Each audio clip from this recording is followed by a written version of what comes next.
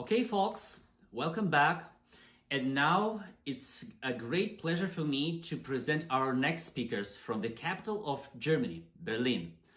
An amazing tango and Yiddish dancer, translator, choreographer of the dance scene at the Hasidic wedding in the famous Netflix series Unorthodox, Yeva Lapsker, as well as one of the leading Yiddish singers of our generation, songwriter, translator, activist, actor, multi-instrumentalist, frontman of the group The Painted Bird, Daniel Kahn, who perfectly played the role of Batchen in the same Netflix series.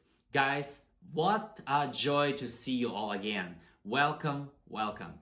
We look forward to hearing your lecture now. Welcome, everybody. Welcome in our humble Jewstival that we've turned into somewhat resembling a stage today for you. Shalom Aleichem. Tell them who you are. Me? Yeah, who are you? How would I know who I am? I want to ask you who you are. See? Now we're not sure. Wait, all right. How about I tell them who you are? How would you know who I am? Well, this is Yeva Lapsker. Well, then this must be Daniel Kahn.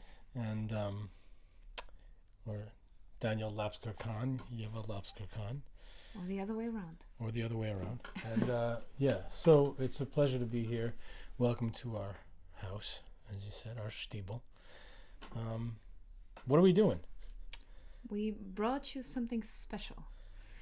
On the request of Shenl and Mark, who put together this amazing festival, we are bringing to you a number that we actually transplanted through different languages up onto a tiny stage that we love very much in Canada, in Class Canada. It's a number that originated in Russian, actually. And we've taken it across many languages, and we'll show you the end product of it later on. But we would like to invite you on our journey today and try it out with us. We're gonna go through all of it, and you know, make yourself some room at home, put it up together. Do it with us. Yeah, this is a wonderful challenge, this piece. It's on the surface, it's a very sort of simple clown play or a clown scene, but the more we've done it in different contexts and in different languages, the deeper it tends to get, and I think it's a lot of fun. And we can talk a little bit also about how it might relate to Yiddish theater. I mean, that's the topic here.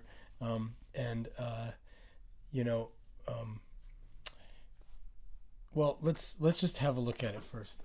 So let me tell you just for a framework who the actual author is. Yeah. This piece. It's Leonid Leikin, who's an amazing mime clown with truly yichus. He's a Leningrader. That speaks for everything already. So. He became very famous among Russian speakers. You will have seen him, you know him very well. His big breakthrough was in the 80s with Slava Polonian, the famous clown who we love very, very much. If you haven't seen anything of him, look him up. It's incredible. His work is incredible. Yeah, Palunin.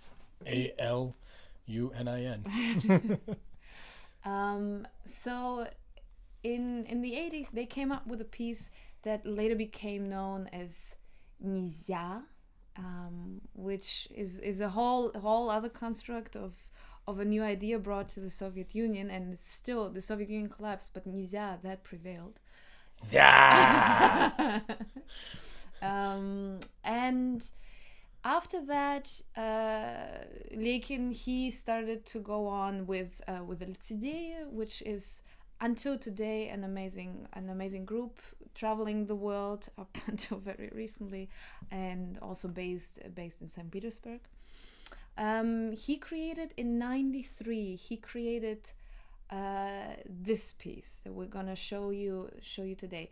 It has many different titles. Говорите, отдыхайте is one of the easier What to does that find mean? ones. Speak and relax. You'll soon see why. Another one that we just found recently as a title that we liked very much was Fly and Saw. Fly and Saw, I like very much. You'll see what we're talking We'll see about. why. So talk a little bit about. So you showed me this clip years ago, and then you had the idea to present it live, to sort of reinterpret it in different languages. Exactly, with you, because we had this opportunity of the small cabaret shows that became famous and infamous at Close Canada. You get like a 5-minute slot, and you want to have something that goes across languages, but that you can take into Yiddish as well. So you took on the translation. I gave a first translation of the whole piece of the Russian parts into English, and you took it on then into Yiddish, and that became like a whole work in progress. We cut it to make it fit for those 5-minute slots, but the version we're presenting to you today is going to be an extended version of that, closer to the original, but again, it's our own nusach of it, definitely. And yeah, we took it there on like 12 o'clock at night, somewhere like after a whole day. Yeah, Close Canada is a teaching wonderful and program. You should all Absolutely. go to if it ever happens physically. Again, it will, but it was online last summer. Yeah, you had a couple of things that you started out at the cabaret, no, and then took on the road. Oh, that cabaret is a kind of mad scientist lab. These days it's usually hosted by the great Shane Baker, and he was definitely hosting the night that we premiered this version of this piece.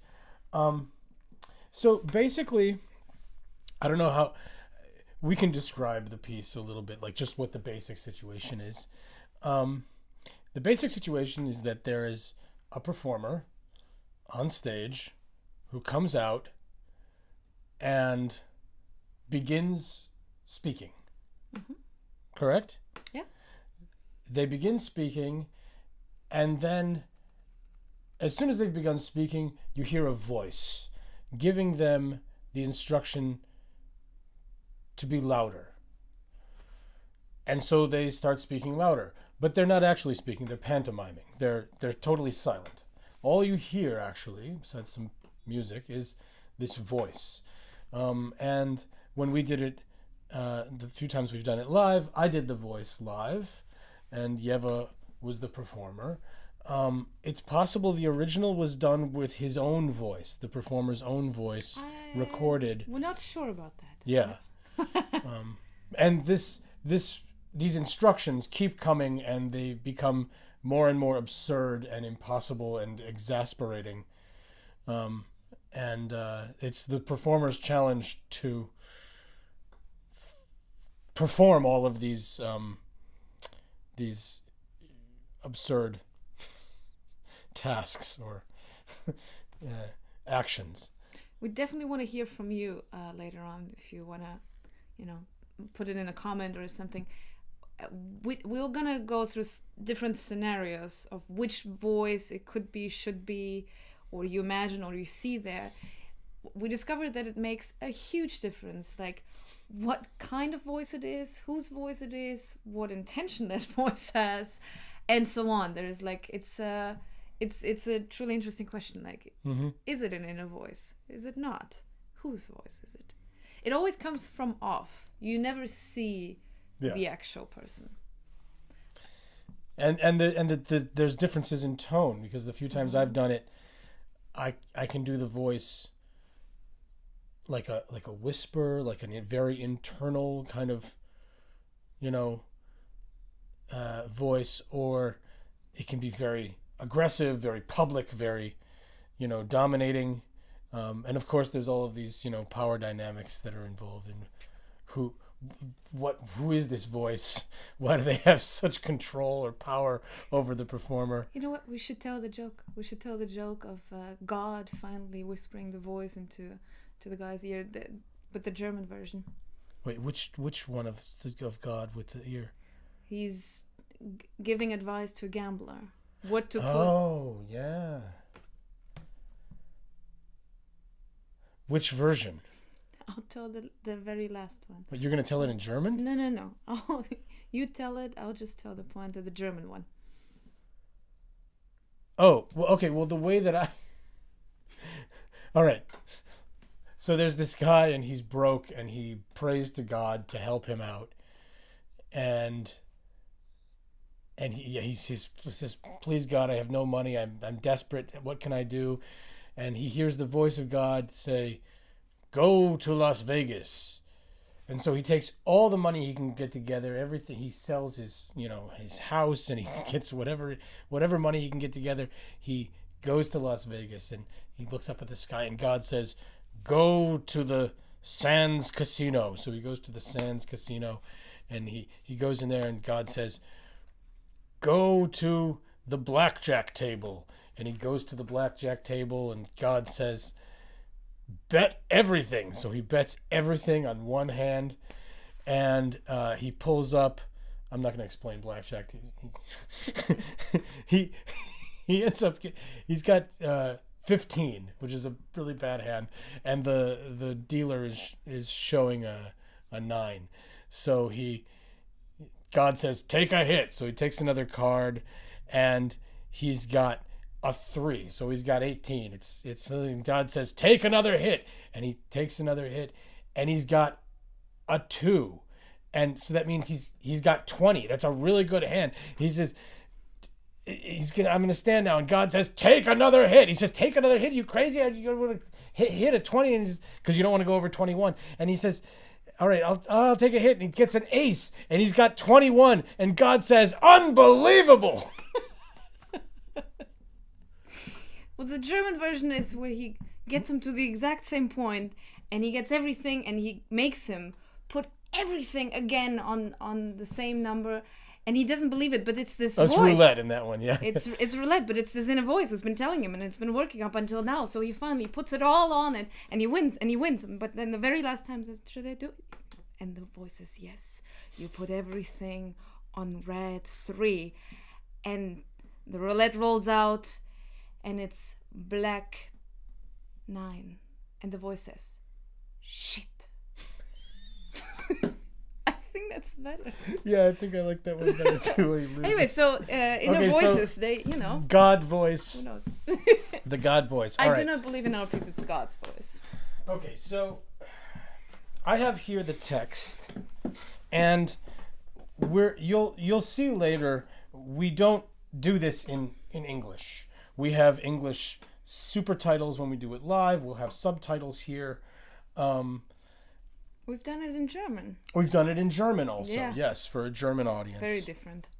Very different. But what we're going to do is we're going to work here in English, because that's the language that we all share. And even, I've done some theater productions where the production is in Yiddish, but since sometimes most of the actors don't speak Yiddish or are doing it, it's not such a familiar language for them. We rehearse in English, and we will rehearse everything in English, and then we'll do everything again in Yiddish. I mean, scene for scene, line for line. We'll do a little chunk of a scene in English, and then we do it again in Yiddish. But with the rehearsal language is English. Mm-hmm. It's an interesting way of working. It's how we did Fiddler on the Roof when we were doing that in Yiddish. So also because the director doesn't speak Yiddish. I think by now he does. He is Yiddish, but his Yiddish is great, So let's give some examples of this, and we're not going to perform it now, but just show us what you're talking. So start talking.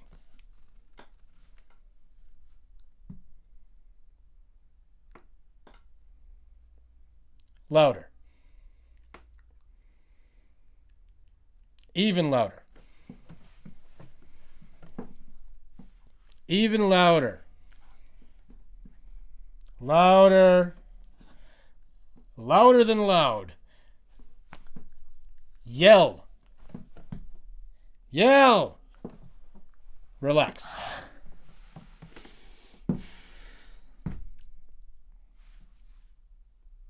Talk.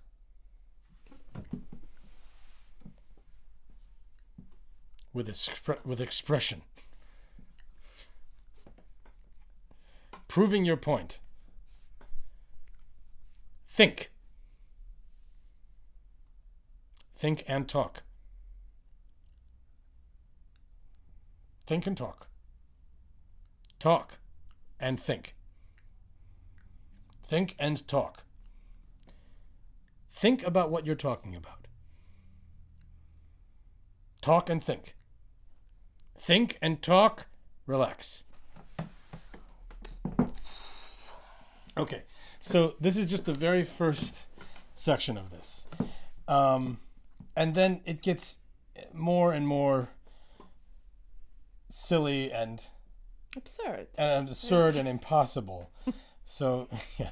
So I want you to try this, okay? No one's looking. We can't see you. We can't hear you. But I want you to think about how you would do something like this. I'm not going to do that first section. I would like to do the next section, okay? So we'll start with that. Let's do this and we'll put them together, okay? So just start talking.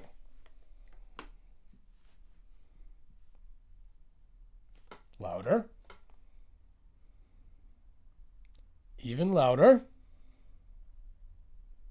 Yell.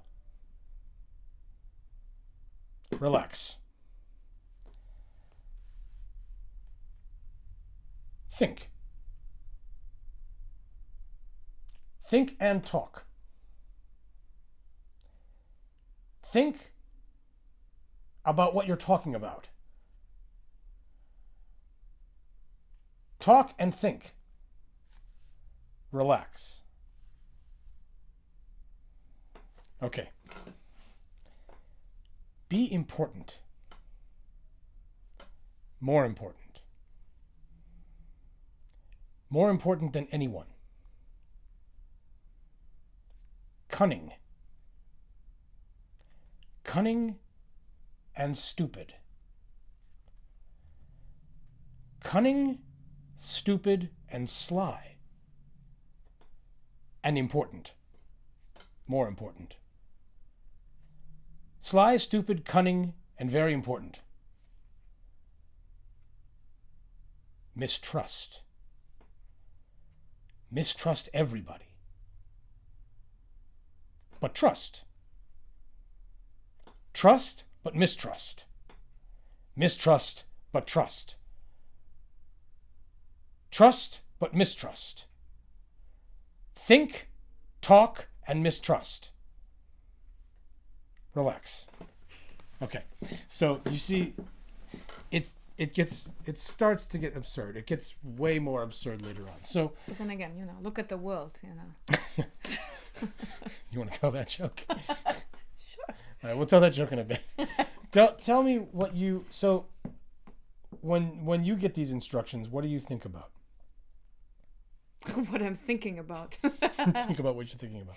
You keep that moment of surprise in yourself, because what you don't actually know is what's coming next, and you're totally at the hands of this voice. So you actually try really hard to find that mistrust, and at the same time get that other opposing emotion in there of trust right in there, and so you have like these two sides that are just like rubbing against each other. That's definitely one part. Another part that is just like very technical, but just really hands-on. It's really easy to overplay, like to over react to each one of them, and the challenge in it is actually to take it down a notch, like not shoot all the pulver out there, because there's so much. There's a whole what do you call, like a elevation of emotions that you don't want to give it all out in the beginning or at the end. Actually, it makes it clearer the less exaggeration you put in it, and that's hard. Why don't you show us what you're talking about? Why don't you stand up And I'll take this mic over here.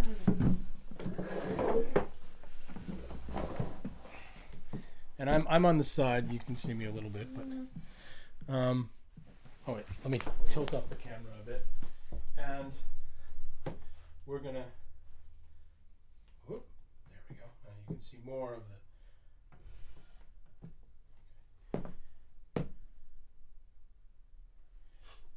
Okay. Yeah.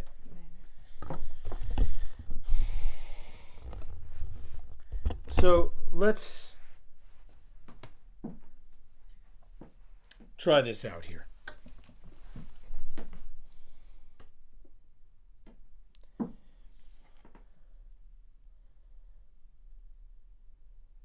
Think.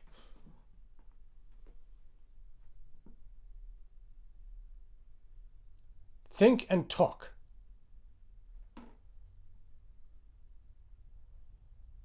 Think and talk. Think about what you're talking about. Talk and think.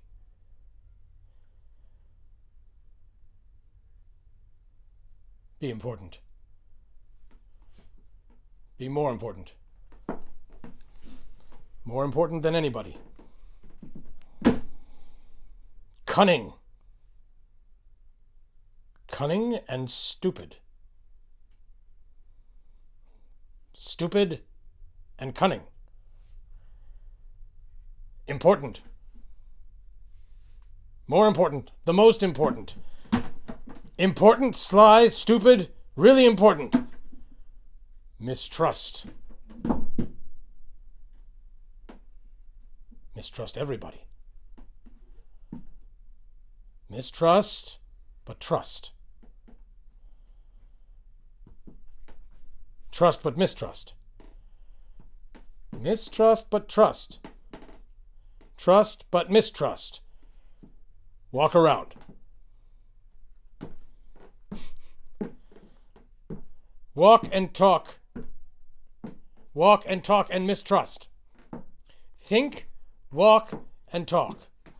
Walk, think, talk, and mistrust, but trust. Walk around and think. Think and mistrust. Walk around. Relax.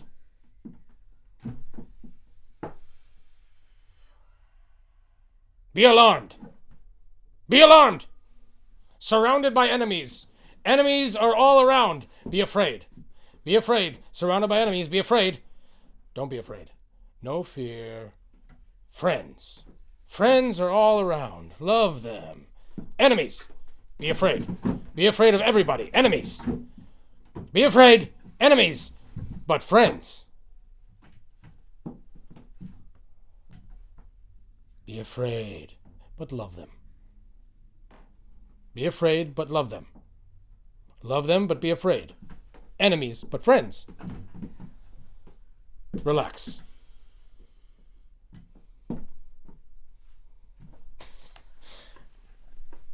Okay. So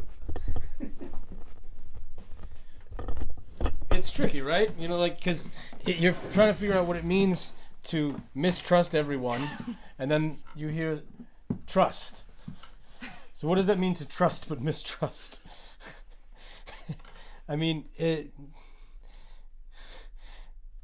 one thing they say about Yiddish is that it, this cliche that it's laughter through tears, and I think that this really gets at sort of the absurdity of that cliche. Yeah. So it's trust through mistrust and stupid through cunning. Enemies but friends. Yeah, enemies but friends, which certainly relates to. I mean, if you think that this was created in the 1990s in Russia, I mean, this is for Americans and Russians. What are we but enemies and friends? Yeah. What do you? I'll adjust the camera. Mm-hmm. I think a big part of this performance is definitely, as with most mime, mime numbers is actually the costuming and the makeup. And you're home, so why not put it on if you feel like it? It really will change your entire feeling about this piece too. Later on, we'll see it like in its whole version. It will make you feel very different in this body itself. There's a lot to say also about the body work itself. It's a rather stiff character that you're displaying. So it definitely helps to have that kind of oversized clothing for it, and just like really. But at the same time, you'll find your own version of that character. I think our best teacher for this character and for a lot of things in life just became Lyova right now, our son. Leon, he's just over perfect one. for this. He does a million things at once. He has a million. Sometimes he'll be crying and laughing at the same time, and tired but excited and hungry, and it's kind of amazing to see.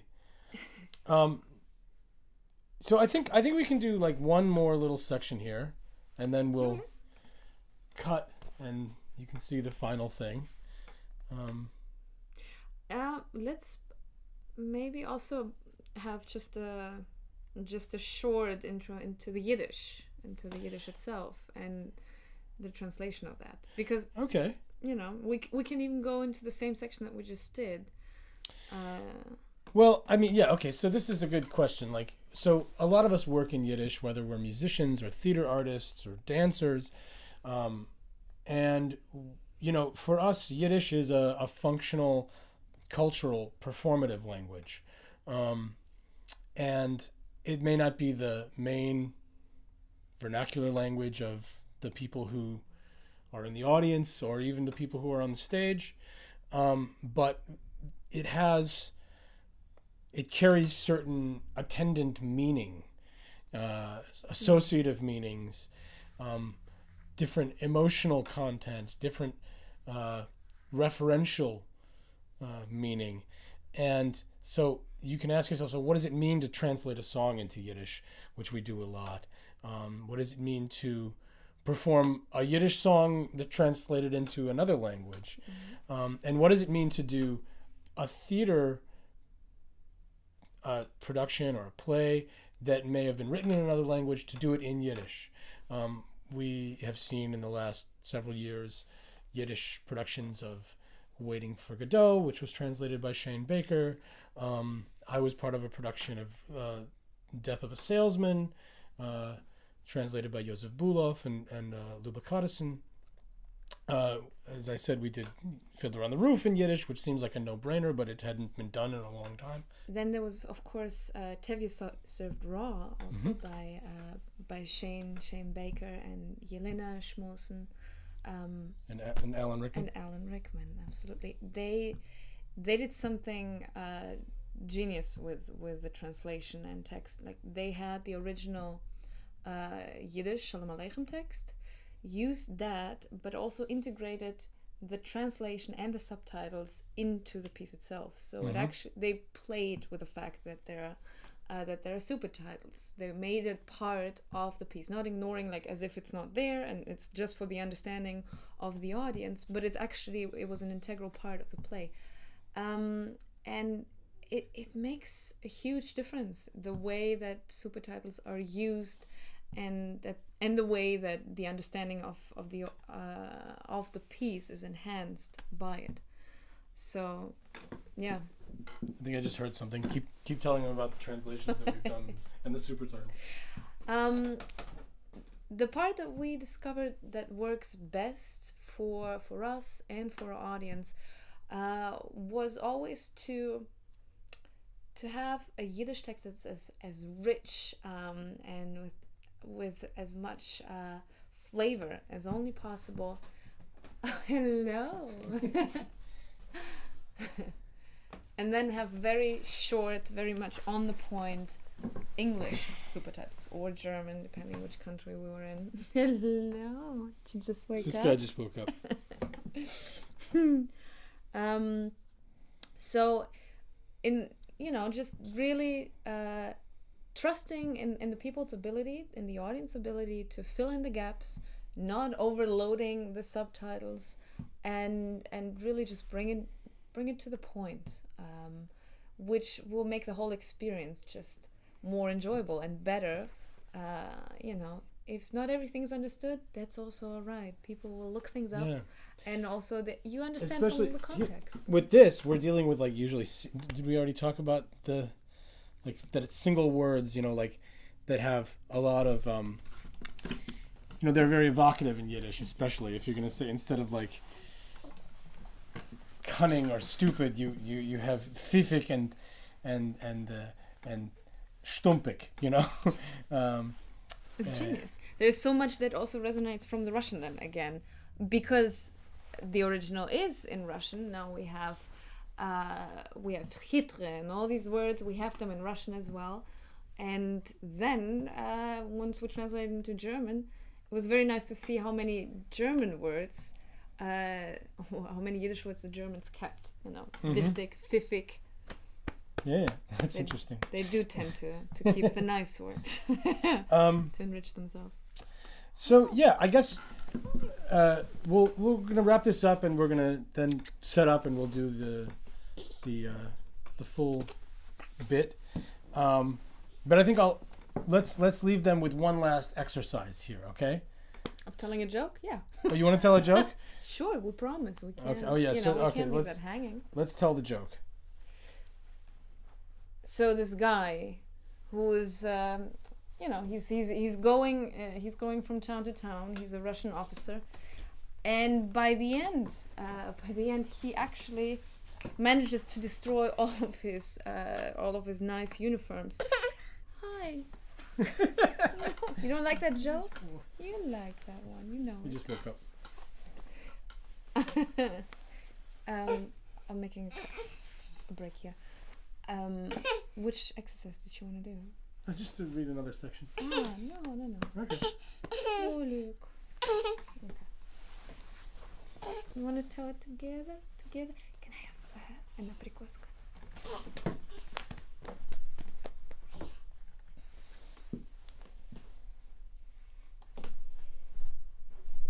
Okay. No, you don't want. Come on. It's nice. It's the aprikoska. Okay, so let's. Right, you got your apricot. We're gonna wrap this up and set up and do the final thing. But you promised to tell a joke. We to tell a joke. Right. At the state of the world, we probably need this one more than ever. It's a Russian officer who's traveling the country, going from place to place, and on his travels he gets this invitation to for an audience in front of whom? In front of the Tsar. So he gets nervous. He understands that all of his uniforms, they're kind of worn down. They don't look so good. He's in a small town where he's heard that there's the best tailor in the whole Russian Empire. He's exactly in that little town where he happens to be at right now. So he goes to him to ask him for a new uniform, to have it done perfectly. He explains him, it's a big occasion. It has to be the best work that he's ever done. So the tailor, he takes his measurements, and tells him to come back in a couple of days. So the officer does. He comes back and says, "No, my uniform, is it ready?" It says, I have to like the top part, somewhat ready. The pants, not yet, Come back in another couple of days, So a week passes by, 2 weeks pass by. He finally comes back and says, I'm here, I'm here to pick it up. I gotta go soon, very soon. I gotta go to Peter. And says, no, it's not ready. Sorry to disappoint. It's not ready yet. Come back in a couple of days. It'll be ready, but it'll be worth it. I'll tell you, they're gonna be good. So he comes back. 3 weeks passed by. He comes back with such a face and says, "Und? Are they ready or not? You want to tell me? Don't tell me they're not ready." And the tailor, he looks at him, he pulls out the pants, pulls out the top jacket, says, "There, try them on. They're ready for you." So he puts them on, he looks at himself, and you gotta say, it fits beautifully, it's like a glove, perfect, the pants and the top and everything. He looks at himself, but with big displeasure, looking at the tailor, says, "Tell me one thing. I do not understand how you can't be ashamed. The pants are okay, but our God, and yours, by the way, too, has created this entire world in 6 days. On the 7th day, he was even taking a break. He needed just 7 days to create this entire world. You, on the other side, needed 3 weeks for these bloody pants. Are you not ashamed?" And the tailor looks at him and says, "Come on, dear. Come to the window. Have a look at the world. And now look at these pants." So, thanks for spending this time with us, and Thank you. yeah, and so come back in a bit, and we can have a look at these pants.